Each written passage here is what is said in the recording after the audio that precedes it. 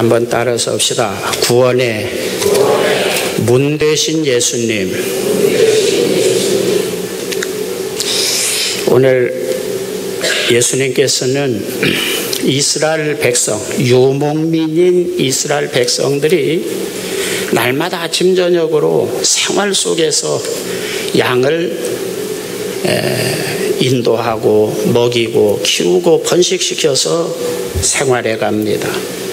그래서 그 양에 대해서 아주 잘 알고 있는, 그리고 양에게는 목자가 없으면 이 양은 생존해 갈 수 없다고 하는 그 원리를 예를 들어서 구원의 문제를 설명하고 있는 것입니다. 오늘 이 말씀을 통해서 우리가 사순절을 지나가고 있는데, 기독교의 정체성에 맞는 신앙, 복음이라는 것이 무엇이냐, 이런 것에 대해서 여러분들이 좀 분별력이 생기기를 바랍니다. 인류가 양을 키우기 시작한 것은 예수님이 오시기 약 6,000년 전쯤부터서 서부아시아 고원지대에 야생하고 있는 양들을 우리 민족의 우라라 알타이어 우리 언어가 속한다고 그러죠.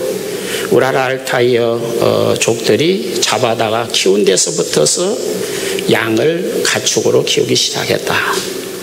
그렇게 알려져 있습니다. 우리나라에 양이 들어온 것은 고려 때 금나라에서 양이 들어왔다고 알려져 있고요. 조선조에 와서는 양을 제사용으로 좀 사용하기 위해서 국가에서 국영사업으로 양을 키우는 사업을 했는데, 이게 우리 풍토에 맞지 않아서 전부 다 죽어서 성공하지 못했다. 그런 기록도 있다고 합니다. 9절부터서 보겠습니다. 저는 10장 전체를 볼 겁니다. 항상 그렇듯이 성경은 어떤 핵심이 되는 강조점을 설명하기 위해서, 그 강조점을 이해시키기 위해서 기록된 말씀이 있고요, 핵심이 되는 말씀이 있어요. 항상 여러분들은 성경을 읽을 때 어떤 지엽 말단적인 것을 붙들고 성경에 기록되지 않았느냐, 그렇게 떠들면 그것은 여러분 스스로가 혼돈에 빠질 것이고 기독교의 자중질환입니다. 이건 사단의 역사예요. 무엇을 목적으로 삼고 강조하고 있느냐를 항상 중심에서 성경을 보기 바랍니다. 우리가 구약에서 양을 잡고 소를 잡고 예배를 드렸습니다. 제사를 드렸죠. 그것은 보면은 영원히 너희들이 해야 될 규례다 그랬는데, 지금 양 잡고 소 잡는 교회 하나도 없어요. 자, 오늘 9절부터서 보겠습니다. 9절 다 같이 읽습니다. 시작.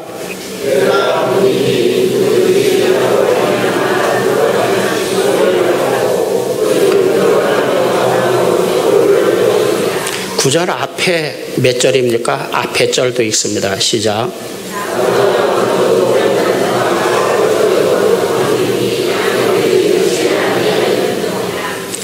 8절의 내용은 예수님의 구원의 복음, 영생의 복음, 하늘나라의 복음에 위배되게 성경을 해석하는 자는 어떤 종교, 불교든지 이슬람이든지도 다 절도요 강도지만, 구원의 복음, 영생의 복음, 하늘의 소망에 위배되게 해석하는 예수님 당시의 성경학자, 서기관, 바리새인, 제사장 다 절도요 강도다.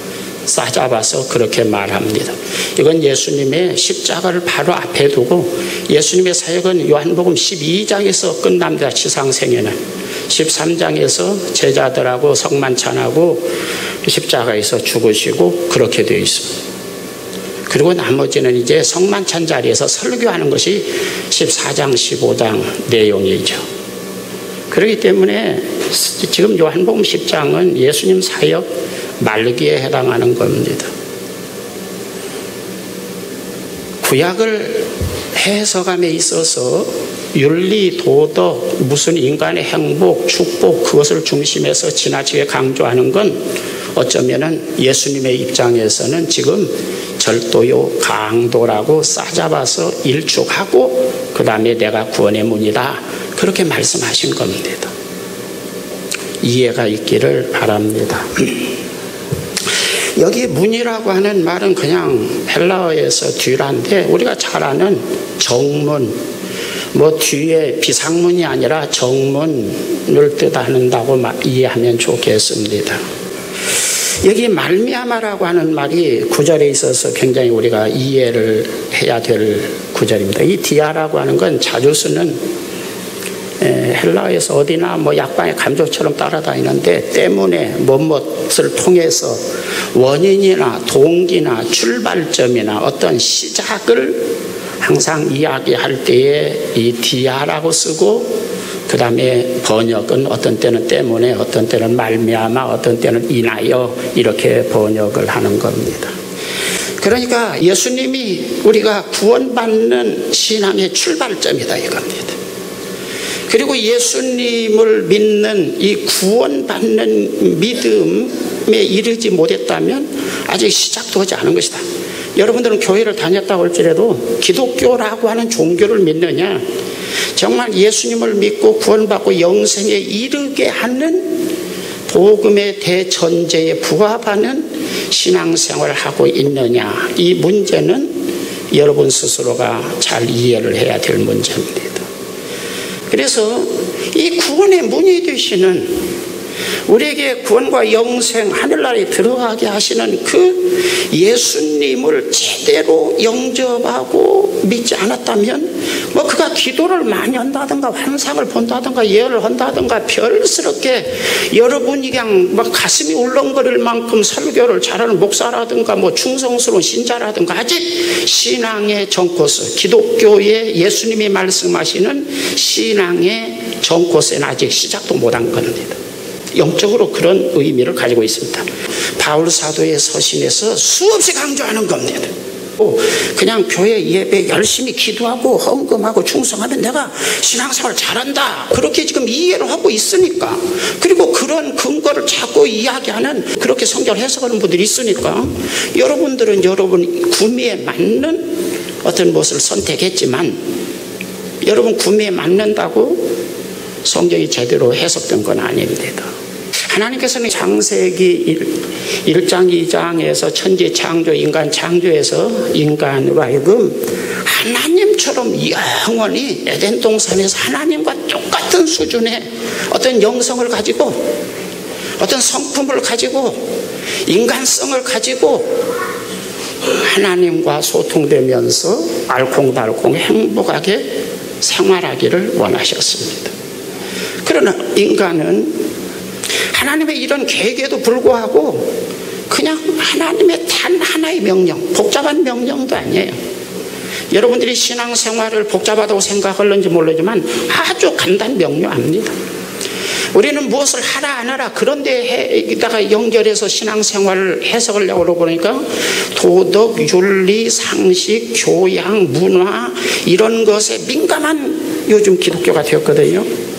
그것이 필요해요. 믿는 사람으로서 어떤 면에서는 필요하지만 근본적인 기독교는 거기에가 그것이 출발점이 아닙니다. 구원이라고 하는 죄 문제를 어떻게 해결하느냐. 그래서 1장 2장에서 천지 창조, 3장에서 타락, 그리고는 3장 밑에부터는 쭉 계시록 끝장까지 죄 문제를 해결하는 문제로 그 하나의 주제를 가지고 지금 다루고 있는 겁니다. 1장 2장 천지 창조, 여러분 우리가 요즘 그 뭐 특허 낸 사람 조그마한 거 아주 그냥 뭐 아주 시시한 그거 하나 발명을 해도 그 인생을 전부 다 걸고 그건 사람 노벨상을 주어서 그렇게 격려하고 대단하게 아주 그렇게 아주 막 그 사람을 격려하고 칭찬하고 분위기를 조성해도 그 어떤 창조물, 정말 획기적인 창조물을 만드는 데는 수많은 사람이 생애를 바쳐도 어렵습니다. 요즘 우리 뭐 생명공학 뭐 이제 뭡니까 황우석 씨로 대표되는 이런저런 그런 거 하나, 그거 하나님께서 보실 때 웃기는 거예요. 그거 그냥 말씀 한마디 그냥 간단한 거예요. 그러나 그거 하나 해결하는데도 지금 세계적인 대단한 과학자들이 다 붙여도 지금 붙었어도 그게 해결이 잘 안 된다 이겁니다. 그런데 그 대단한 대단한 천지창조를 1장 2장에서 그냥 한꺼번에 그냥 도매금으로 싸잡아서 그냥 했다고 끝내고 3장에서 죄가 들어오는 통로만 이야기하고 그 문제는 죄 문제를 해결하기 위해서 성경이 전부 다 집중되고 이스라엘 역사라고 하는 것이 그것을 예를 들어서 얼마나 인간이 악질적이냐, 그렇게 성경 공부를 나면서부터 해도 그게 안 된다 이겁니다. 여러분 뭐 제자훈련 성경 공부했으니까 뭐 믿음 좋다 천만의 말입니다. 안 되는 겁니다. 이스라엘 역사는 인간이 그렇게 대단하게 하나님께서 은혜를 베푸시고 기적을 베푸시고 모세, 대단한 모세가 직접 목회를 해도 안 되고요, 다윗이고 뭐고 간에 안 된다 이겁니다. 예수님이 오셔서도 사실은 구원의 어떤 방법만 제시하시고 예수님도 안 됐다 그런 이야기입니다. 예수님이 됐다고 생각합니까? 죄의 어떤 연합체, 죄된 여론, 죄된 어떤 사람의 어떤 욕망에 의해서 예수님도 안 된다. 하나님이 직접 내려와도 안 된다. 그리고 구원의 어떤 원리를, 노하우, 방법, 이것을 하나님의 계획을 제시하시고 하나님 가십니다. 그리고 너희들은 믿어라. 하나님의 그 사랑으로, 정말 독생자까지 주시는 하나님의 그 간절한 사랑으로 내가 너희들에게 원하는데 너희들 그거 믿고 구원 받아라. 못 받아도 별 수 없어요. 구원 받는 사람이 많다고 생각합니까? 저는 어렵다고는 생각하지는 않지만 많다고 하는 문제에 있어서는 상당히 부정적인 시각을 가지고 있습니다. 구원의 문이 그래서 좁은 문이라는 말씀도 하고요. 노아 홍수 예에서 120년 동안 노아가 해도 그렇게 외쳤는데도 살살 외친 거 아니에요, 노아가. 그래도 지 식구 뭐 이스라엘 애굽에서 한 200~300만 명이 나왔어도 가나안에 정착 거의 출애굽한 1세대가 들어간 건 뭐 이런 식으로 성경은 예를 들어서 이야기하고 있는 겁니다. 하나도 어려운 제시가 아니에요. 그냥 가라는 겁니다. 아니다 이겁니다. 인간의 죄성의 영향이 욕망적이고 아주 문화적이고 어떤 쾌락적이고 이런 것에 의해서 지배받기 때문에 잘 안 된다는 겁니다. 그런 아주 성경의 전체적인 어떤 백그라운드를 깔고 지금 구원 문제, 구원의 복음은 계속해서 사도들이 강조한 것이고, 저도 제 생에 있어서 여러분들이 은혜를 받으면 좋지만 못 받아도 나는 내 최선을 다한 것으로, 예수님도 안 되고 바울도 안 되는데 뭐 어떻게 하겠어요? 그래서 택한 사람, 하나님께서 택한 사람은 듣고 구원받았다. 오늘 말씀에도 너희들은 내 양이 아니기 때문에 못 듣는다, 그런 말씀이 쭉 앞으로 나올 겁니다. 이 세상에 하나님은 우리로 하여금 70년, 80년, 90년, 요즘은 한 100년까지도 뭐 120년까지도 내다본다고 그래요. 어쨌든 간에 우리로 하여금 8, 90년, 100년 살면서 이 세상에 사는 의미가 뭐냐? 아무리 오래 살아도 120년을 살아도 이 세상은 형벌의 장소이고, 정말로 80년, 90년, 100년 동안 살면서 예수님을 믿을 기회를 우리에게 제공하셔서 예수님을 믿고 구원받게 하셨다고 하는 의미를 성경은 계속해서 강조합니다. 그래서 구원받지 못했다면 여러분들은 불행한 사람이고 비참한 사람입니다. 예수님께서는 하나님이시고 하나님의 본체이시고 하나님의 자신이시지만 낮고 천한 인간의 모습으로 이 세상에 오셔서 인간이 받아야 될 모든 죄의 형벌을 대신 받으셨다. 형벌을 대신 받은 겁니다. 벌을 다 받은 거예요. 그러므로 예수님께서 내 죄를 다 대신 짊어지시고 내가 받아야 될 저주와 형벌을 예수님이 다 받으셨다는 것을 믿는 것입니다. 그걸 복음이라고 그러죠. 그리고 믿고 그걸 철석같이 확실히 믿으면 내가 너무나 죄인이구나, 하나님의 사랑과 예수님의 은혜가 너무나 감사하구나, 세상에 이럴 수가, 예수님이 내 생명의 은인이시구나, 그 각성에서부터서 내가 하나님의 어떤 신호에 맞게, 하나님의 기준에 맞게 살아야지 하는 강하게 생기고 그것을 거룩이라고 말하고 우리가 도덕윤리는 그 안에 포함되는 것입니다. 그런 어떤 원리 체계를 우리는 복음이라고 말하는 것입니다. 그 복음을 지금 밑바닥에 따르고 내가 구원의 문이다. 내 이 문 안으로 나를 통해서 나로 말미암아 번역했는데 저는 이 디아라는 번역을 차라리 나를 통해서 이렇게 번역했으면 더 아주 목사가 설교하기도 할 수 있을 건데 말미암아 그러니까 조금 어렵게 번역된 것 같아요. 어쨌거나 예수님 오늘 본문에서 나를 통해서 많이 구원받는다, 하늘나라 들어간다, 영생 얻는다, 그런 원리를 말씀하고 있습니다. 자, 또 구약에서부터서 좀 한번 내려가야 되겠죠. 성경을. 이 어린 양의 피가 있어야 구원받는다 라고 하는 원리는 구약 아침 저녁으로 양을 잡아서 소를 잡아서 제사를 지내므로 피를 뿌리면서 어떤 의식을 행함으로 구약에서 수없이 사람에게 각인시킨 겁니다. 그리고 예수님이 오셔서 속죄의 어린 양이 되셔서 십자가에서 친히 피를 뿌리셨다는 내용으로 되어 있습니다. 출애굽기서를 보면 약 예수님 오시기 1500년 전에 기록된 내용입니다. 이 내용은 하나님의 구원 계획서라고 이해하면 좋겠습니다. 따라서 봅시다. 출애굽기는 하나님의 구원 계획서다. 그 계획을 이뤄감에 있어서 로드맵이죠. 어떤 단계별로 성경은 지금 그 구원을 실천하는 하나님의 계획 로드맵이 성경에 나타난 것이죠. 그 구원 계획서를 보면 이렇게 되죠. 이스라엘 백성들이 애굽에 들어가서 지금 애굽에서 약 430년 동안 체류하면서 한 400년 동안 30여 년 동안은 좀 요셉이 국무총리할 때 재미를 봤던 것 같아요. 그런데 요셉을 알지 못하는 왕이 왕권을 잡으면서 이스라엘 사람들을 탄압하기를 시작해서 약 400년 동안 노예로 전락하는 겁니다. 얼마나 대단한 노예냐. 아들을 낳으면 전부 다 나일강에다 던져 죽여도 찍소리 한마디도 못하는 절대 권력 밑에 예속된 노예 생활을 하는 겁니다. 우리 이스라엘 이 애굽 사람들이 왜 이스라엘 자녀들을 낳으면 나일강에 던져줬느냐. 그것은 애굽 사람들이 믿는 신을 살펴봐야죠. 애굽 사람들은 다신인 논입니다. 실제 제일 큰 신이 태양신 나를 믿는 겁니다. 애굽 사람들은 농경 문화의 사람이기 때문에 농사를 짓는데 해가 없으면 어떻게 농사 지을 수 있어요?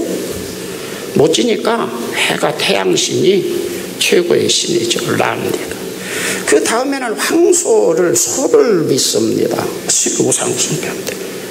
그것은 노동력을 지금 암시하고 있는 것이죠. 제2신입니다. 제3의 신은 나일강에 있는 악어입니다. 여러분 농사 짓는데 해도 있고 노동력도 있지만 물이 없으면 농사 되겠어요?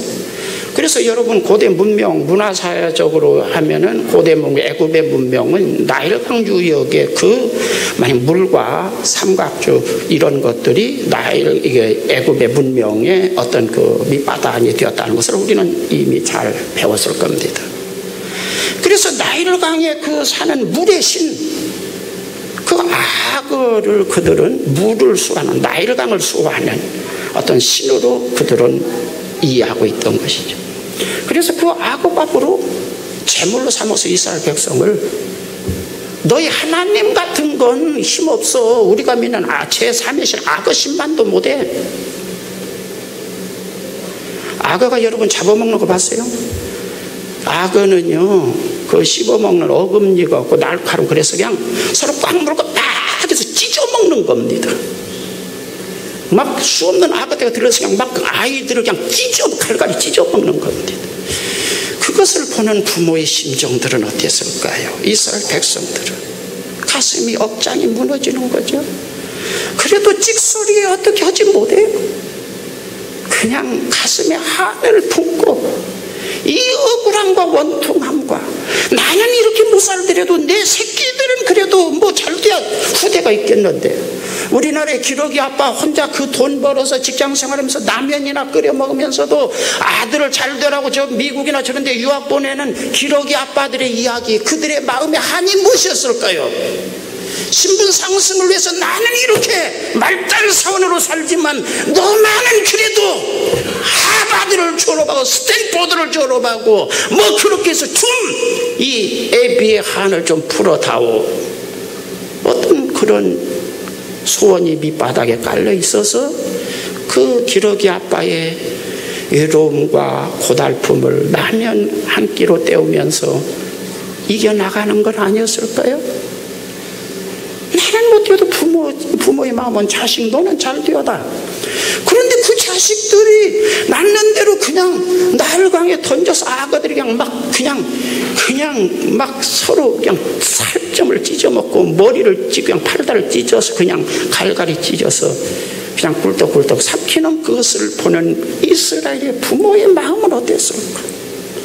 힘은 없죠. 어떻게 할 수 없으니까 하나님 앞에 기도했다 이거지. 그 간절한 하나님, 우리를 살려주세요, 구원해주세요. 구원받는 믿음에 이르는 어떤 우리 마음의 신앙의 어떤 무엇을 지금 이야기하고 있는 겁니다. 구원이라고 하는 것이 얼마나 대단히 중요한 일이고 아주 절박한 일이냐, 영원한 지옥의 형벌을 해결하는 것이 얼마나 큰 대단한 문제냐를 절감하지 않는 한 우리는 기독교라고 하는 도덕 윤리적인 그런 종교의 그런 그 신앙을 벗어나지 못합니다. 그리고 고대의 모든 신앙은 축복입니다. 어떻게 하면 농경 태양신, 소, 악어, 물의 신 이런 것들이 다 어떻게 하면 내가 농사 잘 지어서 풍요, 다산, 번식, 건강, 행복, 모든 고대의 잡종교들은 거기에 집중되어 있습니다. 여러분들이 무당을 찾아가서, 점쟁이를 찾아가서, 또는 돼지 머리를 잘라놓고 거기 그 콧구멍에다가 10만원짜리 100만원짜리 수표를 꼽아놓고 거기에다 납작 엎드려서 절하는 그 본심이 무엇입니까? 말도 안 되지만 그래도 이 마음의 어떤 그 축복을 받고자 하는 내 마음에 끓어오르는 그것을 어떻게 하면 좀 만족시키려고 논리적으로 생각하면, 야 임마 네가 끊어다가 팍팍 삶아서 넌 그 돼지 대가리 앞에 저런다고 복 받겠냐 임마, 멍텅글. 아이고, 그러나 대단한 우리나라의 큰 기업에 웬만한 기업의 사장들도 가끔 연초에 보면 갔다가 사원들을 데리고 임원들을 데리고 그 짓을 하는 것이 가끔가다 텔레비전에 나오더라 이거죠. 이 축복이라고 하는 잘 살고자 하는 육적인 이 욕망에 그것을 채우려고 교회를 다니는 어떤 그런 정도의 신앙. 구약은 어떤 의미에서 우리를 하나님 앞에 꼬셔드리기 위해서 그런 기복적인 요소를 밑바닥에다 깔고 우리에게 제시한 복음에 이르게 하는 징검다리입니다.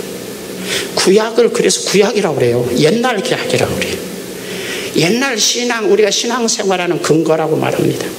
우리는 구약을 가지고 있지만 구약에 기본한 기초를 둔 신앙생활을 하는 게 아니에요.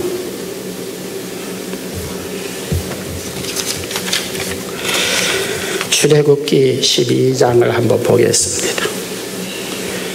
7절로 8절을 읽습니다. 출애굽기 12장 7절로 8절. 그 피를 양을 먹을 집 좌우 문설주와 임방에 바르고 그 밤에 그 그 고기를 불에 구워 무교병과 쓴나물과 아울러 먹되 그 밑에는 뭐 신발을 신고 허리띠를 졸라매고 지팡이를 잡고 하나님의 명령이 떨어지면 즉각적으로 애굽을 탈출할 수 있도록 만반의 준비 태세를 갖추고 요즘 말로 말하면 스탠바이죠. 딱 정렬선에 서서 아주 100m 달리기 선수가 신호 땅 하면 그냥 막 뛰쳐 나가는 것처럼 준비하고 있으라. 지금 그런 말이죠. 12장 13절 다 같이 읽습니다. 시작.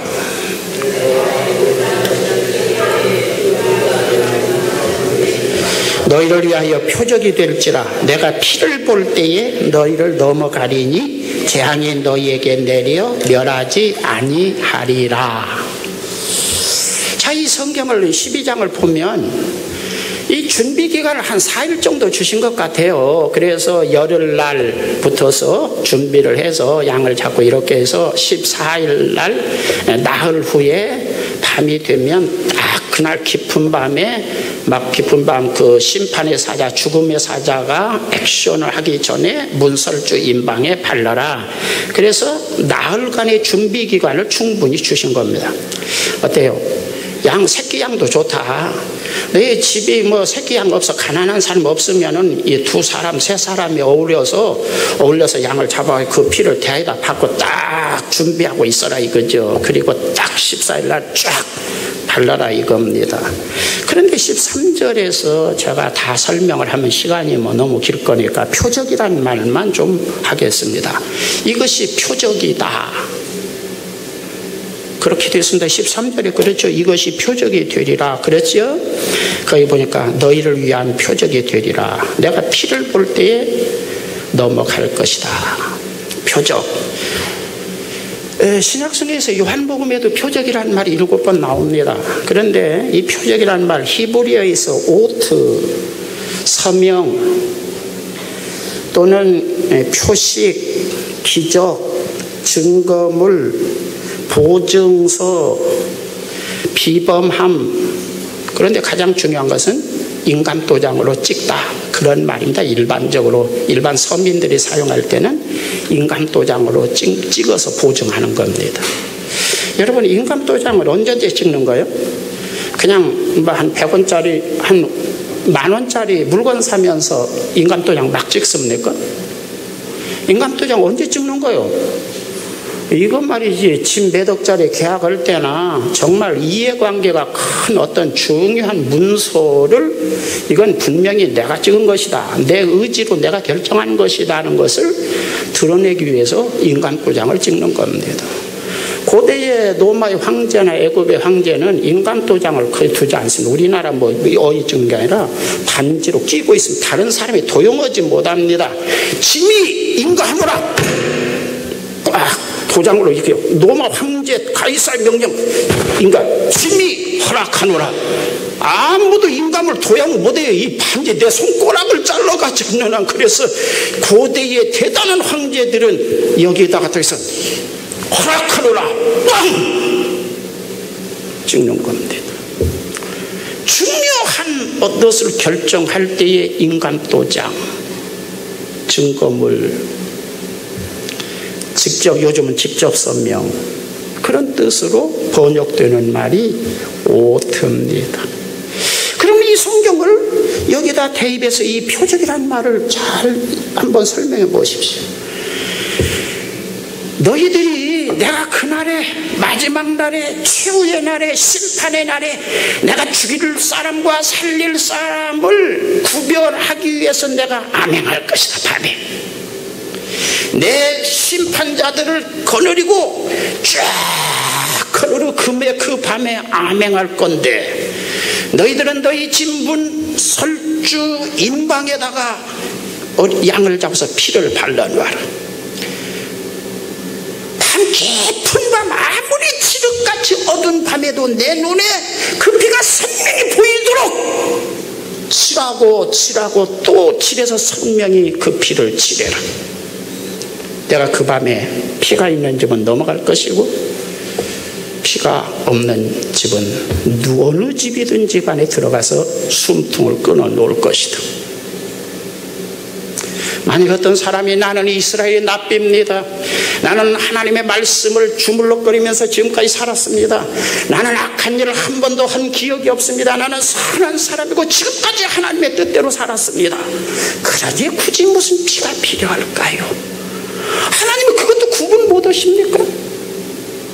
내가 하나님을 위해서 얼마나 선하게 착하게 말씀에 의해서 살았는데 그것도 모르세요? 그러면 좀 슬프지요. 그런 무능한 하나님이라면 다 아시죠? 저 굳이 뭐 피가 필요하겠습니까?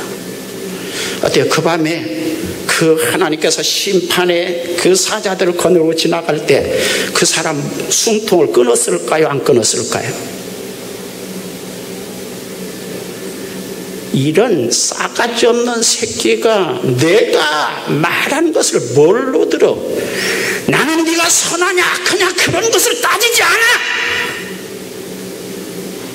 네가 말하는 일반 세속적인 종교에서 지금 이야기하는 것이야. 나는 단순 명료해.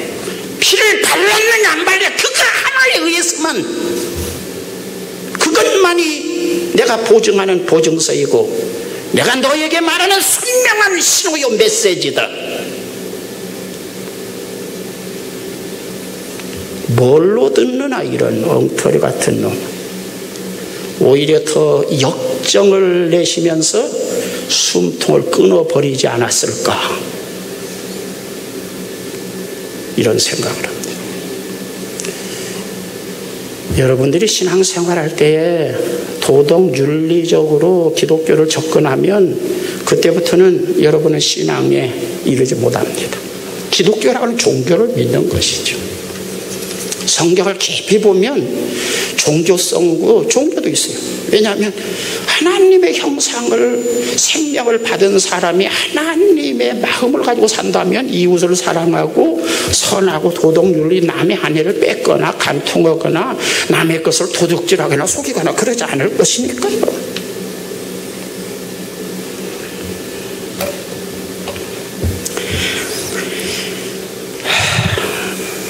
요한복음 10장으로 넘어갑니다. 오늘 본문으로 넘어갑니다. 25절부터 29절까지를 읽습니다. 성경을 보는 것이 좋습니다. 25절부터서 29절까지 28절까지 한번 읽습니다. 28절까지 읽습니다. 예수께서 대답하시되 내가 너에게 말하였으되 믿지 아니하는도다. 내가 아버지의 이름으로 행하는 일들이 나를 증거하는 것이거늘 너희가 내 양이 아님으로 믿지 아니하는도다. 내 양은 내 음성을 들으며 나는 그들을 알며 그들은 나를 따르느니라. 내가 그들에게 영생을 주노니 영원히 멸망하지 아니할 것이요 또 그들을 내 손에서 빼앗을 자가 없느니라. 아멘. 자, 저거 무슨 말씀을 좀 하려고 이 지금 25절 28절 봤느냐면, 아까 표적이라고 하는 오트란 말이 비범함이라고 하는 뜻으로도 사용되는 단어라고 말했습니다. 저는 가끔가다 이 원문 성경을 보면서 가끔가다 이 사전적으로 이해가 안 되는 게 있어요. 성경에 여기에서 이 오트라고 하는 표적, 증거물, 뭐 깃발, 햇불, 뭐 인감도량, 직접서명, 뭐 여러 가지 뜻이 있지만 그건 그런 대로 이해가 되는데, 비범함이라고 하는 뜻은 조금 사전적인 그 뜻에 의심이 생겨요. 이게 비범함이 무슨 뜻인가? 그런데요, 어제 제가 이 말씀을 성경 설교를 준비하면서 문득 정말 비범합니다. 비범함이에요. 여러분, 어떤 아이는 1시간 공부하고 100점, 그냥 국어도 100점, 산수도 100점, 일반 사회도 100점, 뭐 생물도 100점, 다 시험만 보면 1시간 한 30분이나 50분 공부하고 그냥 싹 100점 맞는데요. 하여튼 나면요 23시간 공부하는 거예요. 그러니까 1시간, 잠을 1시간 잔 게 아니에요. 밥 먹고 잠은 한 잔에 끄뻑 졸고 그냥 밥 먹고 세수하고 훈련하고 가서 시험만, 오직 시험에 올인했는데 20점. 1시간 공부하고 그냥 뭐든지 1시간 공부하고 100점 맞으면 이 사람은 뭐예요? 비범함입니다. 비범함. 그렇죠? 보통 사람 아니야. 범생이 아니다 이거지요. 아주 그냥 비범한 사람이에요. 그냥 뛰어난 사람입니다. 천재입니다. 오늘 여기 표적이란 말, 오트란 말은 비범함, 영적인 천재라는 의미를 가지고 있어요. 여러분들이 예수님의 십자가의 그 어린 양의 피를 발라야만 구원받는다고 하는 대원리를 깨달았다면 여러분들은 영적인 천재들입니다. 비범한 사람이에요. 그것을 아무리 이야기해도 25절, 28절 보세요. 내가 너희들에게 수없이 이것을 이야기해도 왜 알아듣지 못하느냐 이 영적인 멍청이 바보 쪼다 병신 같은 놈들아. 너희들이 납비라고, 너희들이 서기관이라고, 너희들이 바리새인이라고, 너희들이 제사장이라고, 이런 영적인 바보 머저리 쪼다 같은 놈들. 내가 수없이 이야기해도 왜 못 알아들어?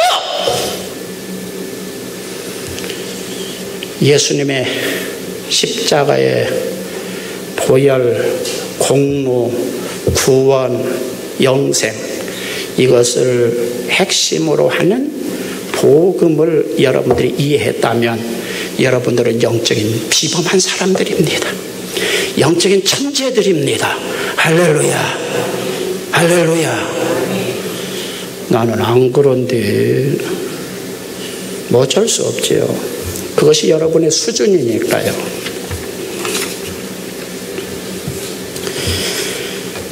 우리는 기도를 많이 한다고 하는데 영적인 핫바지들이 있어요. 기도를 그냥 하루 종일 기도하는데 점수로 말하면 한 20점, 10점짜리들입니다. 막 열심히 다니고 충성봉사를 뭐 한다고 그러는데 복음의 대원리로 점수를 놓는다면 10점, 20점짜리 영적인 핫바지들이 오늘 교회에 수없이 많은 거예요. 그냥 설교 한 편만 듣고도 이것이 복음이구나, 이것이 강조점이구나, 이것이 핵심이구나, 그 깨닫는 영적인 비범함 그런 사람들이 좀 되기를 주의 이름으로 축원합니다. 그 다음에 그런 사람에게 하나님의 어떤 뜻을 이루기 위해서, 하나님이 좀 동역하기 위해서, 쓰기 위해서 축복도 하시고 돈도 주시고 건강도 주시고 기도 응답도 하시는 그런 여러분들이 되기를 주의 이름으로 축원합니다.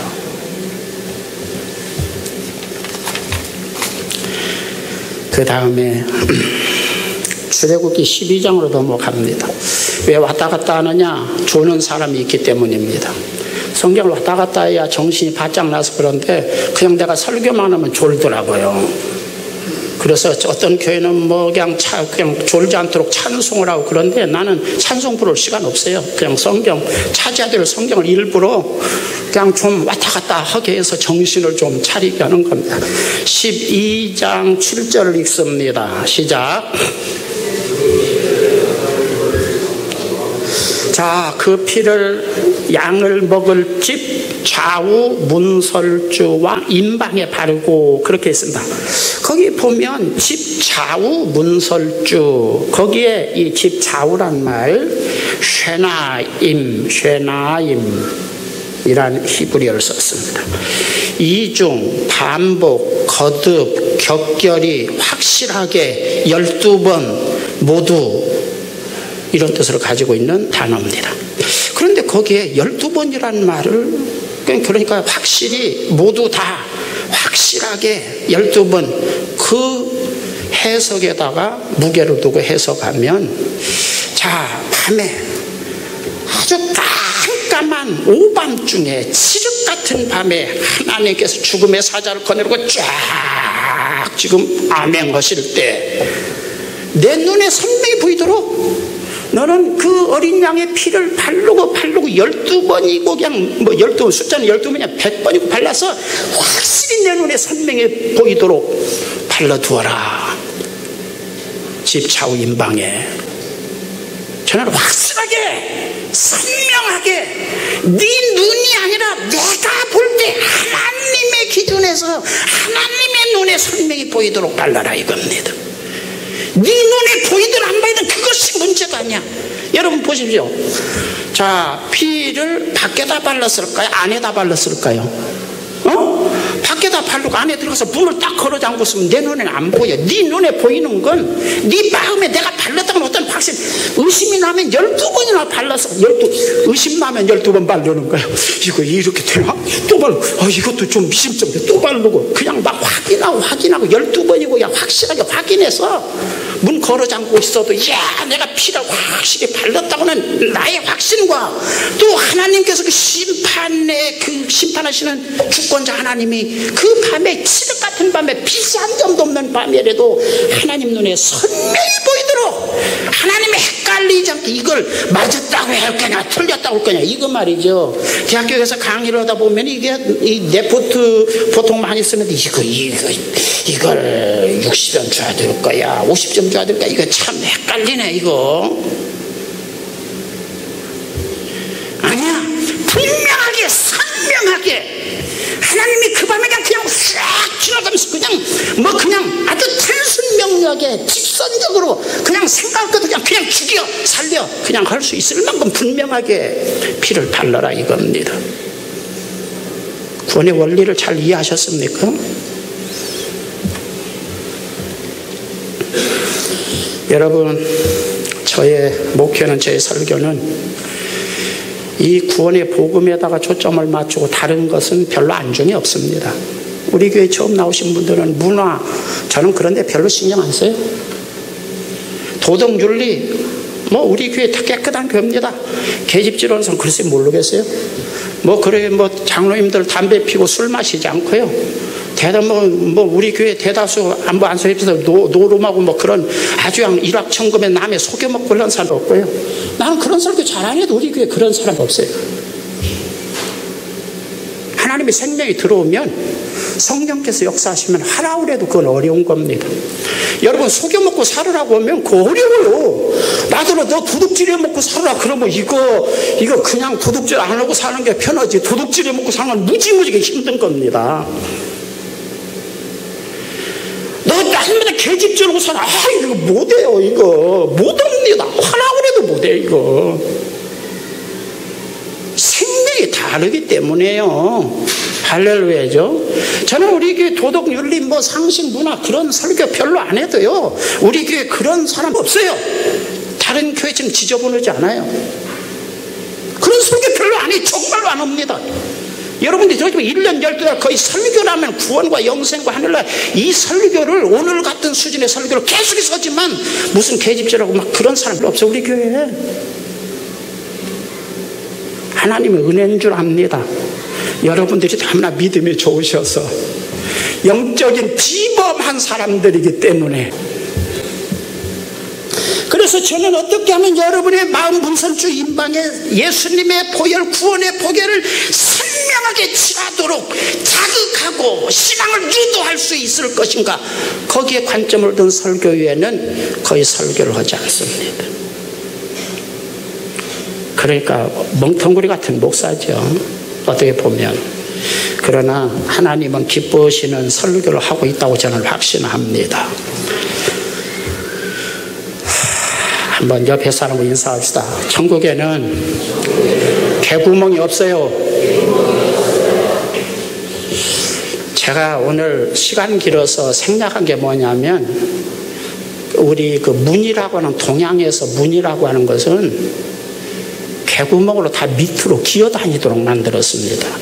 그래서 나릴자에다가 딱 다리를 하나 세우고, 이쪽에다가 나릴자 하나 세우고 다리를 세워서 밑으로 밑에가 텅 비어 있어요. 문이라고 한 게. 그래서 부부싸움하다가 남편에게 눈탱이가 밤탱이 되도록 얻어맞고 진짜로 도망갔던 에펜네도 미안합니다. 옛날에 저녁에 살금살금 기어 들어올 수 있도록. 그리고 강아지도 기어 나갔다가 기어 들어오고요, 닭도 그 밑에 기어 들어왔다 나갔다 올 수 있도록. 이 문이라는 게 동양에 있어서는 넓은 문 같은 겁니다. 그래서 밑에를 훤히 비워놨어요. 그게 동양의 문이에요. 그러나 성경에서 말하는 문은 좁은 문입니다. 오늘 이 구원의 문, 개구멍 없어요. 개새끼나 소새끼나 뭐 닭이나 개나 막 왔다 갔다 막 그냥 지네대로 그냥 기분 나면 나갔다 들어왔다 막 하고 다니는 그런 시골 쌀이면 그런 문 아니에요. 개구멍 없습니다. 요즘 그 이사 가는데 아파트 20층까지 쫙 올라갔다 내가 고가 사다리 타고 못 갑니다. 완전히 예수님의 보혈 어린 양의 피 그 공로에 의지해서만 들어가는 좁은 문. 가끔가다 헌금 많이 하면 하늘나라 가는 줄 아는데 그거 여러분 잘 이해하시기 바랍니다. 믿음이 제대로 튀어서 하나님 사업에 나도 한몫하겠습니다. 이 귀한 일에 나도 나도 좀 시켜주세요. 나도 좀 끼워주세요. 그런 마음으로 헌금하는 거예요. 뭐 그냥 축복받는다고 꼬셔가지고 하는 게 아니에요. 사실은 그냥 은혜 받고 이 구원의 복음 불도 켜고요. 지금 뭐 여러 시설이 있어야 되는데 이거 돈 전부 다 돈 천재예요. 뭐 요즘 석가 비싸도 뻥뻥 뭐 불때이죠. 여러분 헌금 많이 하면 우리 교회 뒤에 밑바닥이 지금 전부 다 이거 바닥 코일을 깔렸어요. 저 뒤에서 보일러 떼면 이거 하나도 안 해도 빵빵하게 따뜻하게 시설 다 돼 있는데 여러분이 헌금 안 하니까 지금 저거 시끄러운 소음 나는 저거 켜고 있는 거예요. 이 교회 밑바닥이 다 코일을 깔려졌어요. 전부 다. 원래 이 기계시설이 난방 그 보일러가 얼마나 크는지 하도 커가지고 내가 철로가 했어요. 그 쓸데없는 게 그래가지고 조그만 거 갖다 놨는데요. 그래도 지금 켜면 뻥뻥하게 따뜻하게 할 수 있어요. 좀 헌금 좀 하세요. 어이구. 그러기 위해서 돈도 좀 잘 버시고요. 그런데 그런 설교 막 축복받고 뭐 그냥 헌금이야 축복받고 그런 설교 하려고 하다 보면 구원이나 복음을 전할 시간이 없다니까요. 여러분 주일 낮 시간에 겨우 일주일에 한 번 나오는데 그거 언제 그따위 설교해가지고 지금 시간 나는 그런 설교 할 시간이 없어요. 그래도 어떤 사람은 그래도 그게 좋은데 그런 설교 많이 하는 교회 옮겨갈까 가고 싶으면 가세요. 저는요 이 교회가 얼마나 대단한 아주 뼈대 있는 이런 교인가에 대한 자부심을 가진 사람이 모인 교회입니다. 한번 따라서 합시다. 옆에서 한번 인사합시다. 천국에는 개구멍 없다. 천국은 고가 사다리 타도 못 들어간다. 담 넘어 못 간다. 명심하십시오. 절대문입니다. 비공식 통로는 일체 없습니다. 하나도 없습니다. 26절 28절까지 읽습니다. 요한복음 읽습니다. 10장. 왜 왔다 갔다 하냐? 그건 내가 설명했어요. 여러분들이 좋을까 봐서 왔다 갔다 하는 거예요. 요한복음 10장 26절 28절 읽습니다. 시작.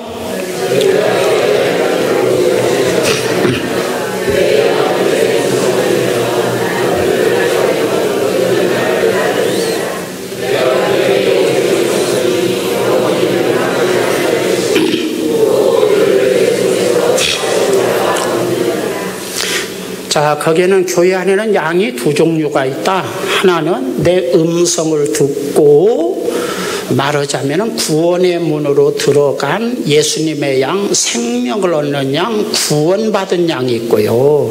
하나는 그냥 교회나 다니는 양이 있다. 지금 그런 이야기입니다. 여러분 어떤 양입니까? 그래서 내 양이 아니기 때문에 그냥 축복이나 병 낫는 것이나 그런 이야기는 쏙쏙 귀에 들어오지만 구원, 하늘나라, 영생 이런 복음의 원리는 여러분 귀에 들어오지 않는다. 그래서 나를 안 따른다. 뒤에서 꽁알거린다. 은혜가 없다고 그런다. 그러나 누구에게 나는 영생을 주느냐? 구원의 복음, 영생의 복음을 확실히 이해하고 믿는 구원의 문으로 들어간 바로 내 양에게만 나는 제한적으로 영생을 준다. 그런 내용입니다. 성경이. 할렐루야. 할렐루야죠. 그런데 어떤 사람 아이고 그 할렐루야 아닌데 나는 그거 뭐 여러분들이 어떻게 생각하든 간에 성경 그렇게 되어 있습니다. 양이라고 다 양이 아닙니다. 양이라고 다 양이야. 양 같아야 양이지. 그런 뜻이죠. 그럼 양이란 말은 어떤 말입니까? 헬라어에서, 지금 성경은 헬라어로 되게 됐죠. 구약은 히브리어고요. 헬라어에서 프로바티온 또는 프로바이노 이렇게 기록되어 있습니다. 오늘 본문은 프로바티온. 프로라는 말은 앞입니다. 영어에서, 이 히브리어, 헬라어에서 네티노 거쳐서 영어가 발전한 겁니다. 그래서 오늘 그 상당히 헬라어를 보면 영어의 그 느낌을 갖게 하는 그런 단어가 많습니다. 여기서 프로라는 말은 앞으로 가는 거, 앞이라는 것입니다. 이 바이노라는 것은 계속 전진한다, 끝까지 간다, 그 두 개를 합쳐서 양이라고 명명한 겁니다. 그러니까 목자는 지금 양이 앞에 갑니다. 앞에 가면 쓱 가면 뒤에서 어때요? 뒤에서 니네들 앞에 가면 감시감도 거는데 그 앞에 갑니다. 그 앞에 가면은 아직 목자 뒤만 보고 끝까지 그냥 늑대가 있든지 위험한 뭐 사망의 음침한 골짜기든지 목자가 가면 그냥 목자를 믿는 믿음이 뭐냐면 끝까지 목자만 보고 가는 겁니다. 늑대가 있어도 나는 목자 믿어. 늑대가 목자가 뭐 책임질 건데 뭐. 그리고 목자가 가는 방향으로 끝까지 간다. 그렇게 써놓고 양이라고 있는 겁니다. 양의 본성, 양의 특징을 잘 설명한 겁니다. 여러분, 예수님을 따라가는데 예수님 그 구원의 문이 되신 복음, 천국 복음을 전하시는 그 예수님의 뜻, 그 마음, 강조점을 그대로 믿고 그것을 따라서 끝까지 가는 겁니다. 핍박이 있든지 뭐 죽인다고 그러든지 순교를 하든지 뭐 사업이 막 그냥 아주 무너지든지 어쩌든지 나는 그건 몰라. 그냥 끝까지 나는 가. 나는 바보야. 아주 양은 바보입니다. 머리가 잘 안 돌아가요. 그냥 끝까지 갑니다. 아주 답답하고 느리고 그렇습니다. 또 양이란 말은 길들여졌다는 말로도 번역됩니다. 자, 목자의 음성을 알아듣고는 험하든 말든 늑대가 오든 말든 그냥 가는 거예요. 그냥 옆에서 그냥 늑대가 왕 늑대가 막 이리다가 달려들면 어때요? 그래도 목자만 따로 가는 거예요. 아주 길이 잘 들여졌기 때문에 그렇습니다. 길이 안 들여져 있으면 늑대 울음소리만 듣고도 그냥 도망갈, 걸음만 날 사람 도망갈 건데 늑대 울음소리가 나든지 말든지 그냥 목자 믿고 그냥 가는 거예요. 이 길들여졌다는 거예요. 좀 길들여졌습니까 여러분? 27절 음성이라고 하는 말이 있습니다. 푸네, 우리 폰이라는 말도 영어가 아마 여기서 나왔을 겁니다. 방언 또는 의미와 뜻이 담긴 언어, 눈이 확 띄게 번쩍거린다. 해가 서산에 졌을 때도 상대방을 분별하게 할 만한 어떤 선명성, 주장하는 그 주장자의 목적과 방향이 분명한 연설, 이런 뜻을 가진 단어가 푸네고 음성이라고 번역했습니다. 여러분, 말을 할 때는 그 말 속에는 반드시 어떤 메시지, 방향성, 지시성, 어떤 목적성이 거기에 있습니다. 애들을 이렇게 보면 엄마가 잔소리 많이 한다고 그러죠. 아유, 우리 엄마 잔소리 또 해. 아이고, 잔소리. 아주 잔소리 뭐야. 한 100원짜리 값어치 있는 소리라고 이해해. 잔소리, 잔돈에 해당하는 소리. 그런데요, 엄마가 그 말을 계속해서 귀에 딱지가 붙을 만큼 계속해서 해요. 계속해서 하고 또 하고 하는데, 아이고, 잔소리 좀 그만해. 불효자식은 엄마의 말을 한 서푼가치도 없는 한 100원짜리 수준의 잔돈 수준의 잔소리로 이야기하는데 엄마는 왜 그렇게 그 말을 계속해서 했을까요? 중요하니까. 너 엄마 말을 왜 그렇게 안 듣냐? 아이, 그 잔소리 좀 그만해요. 이 자식아, 이건 잔소리가 100원짜리 가치의 말이 아니라 중요한 말이야. 네 일생이 걸린 말이야. 왜 안 해? 아이, 잔소리 그만둬요.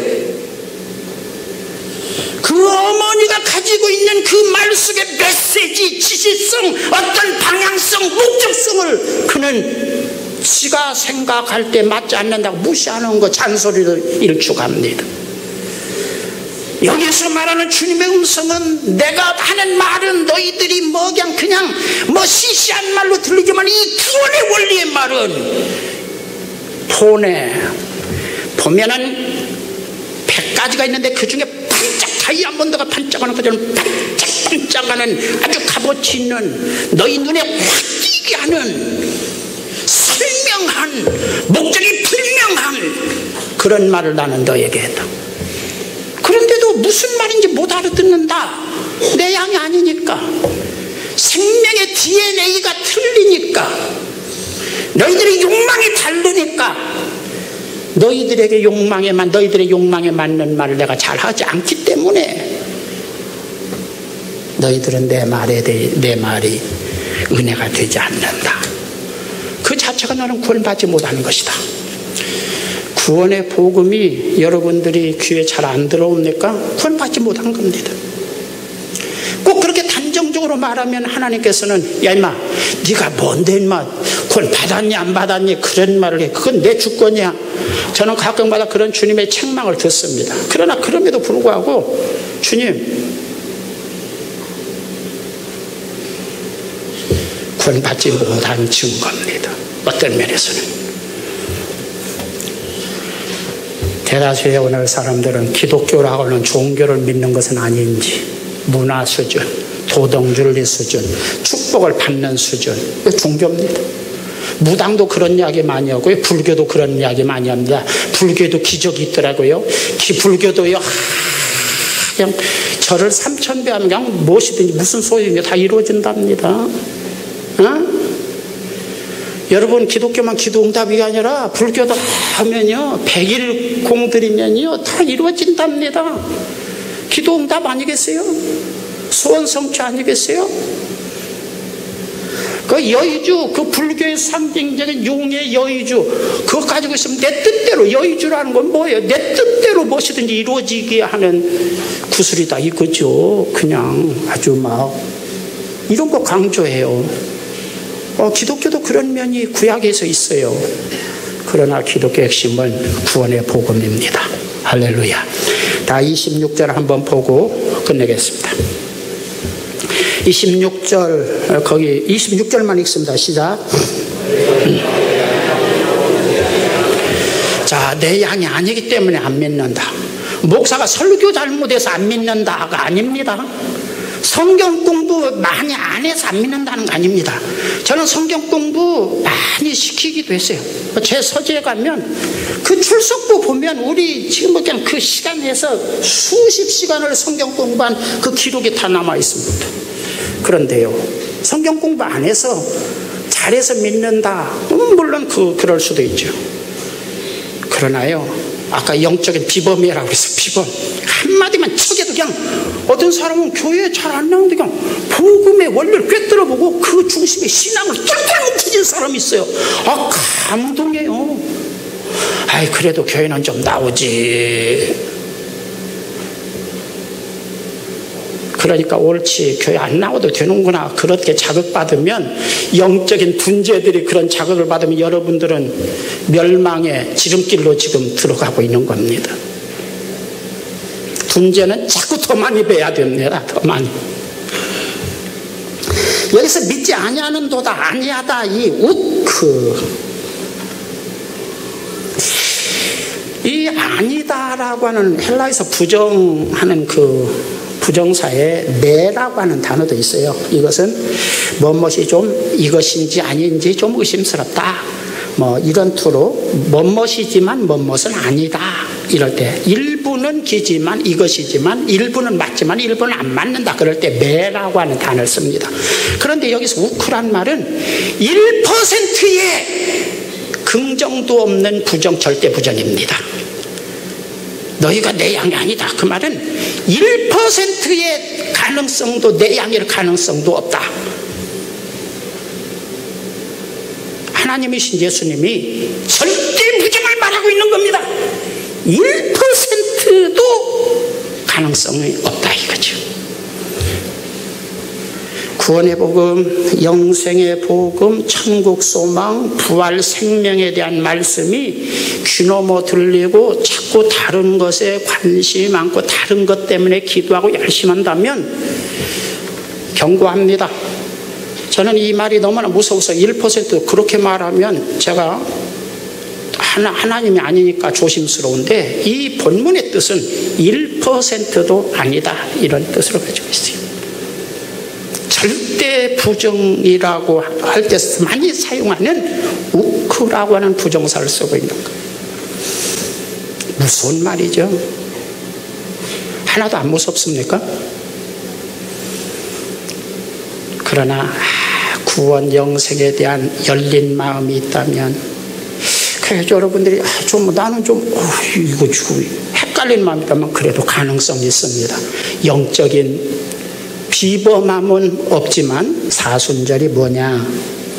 예수님께서 십자가를 지시고 우리 죄를 다 대신 짊어지시고 벌을 받으셨다고 하는 그 의미를 알고 하나님 앞에, 주님 앞에 감사하면서 또 잘못된 신앙을 가지고 있다면 그것을 교정하는 어떤 기간, 그것이 사순절일 겁니다. 그런 기간이 되기를 주의 이름으로 부탁합니다. 주의 은혜와 사랑을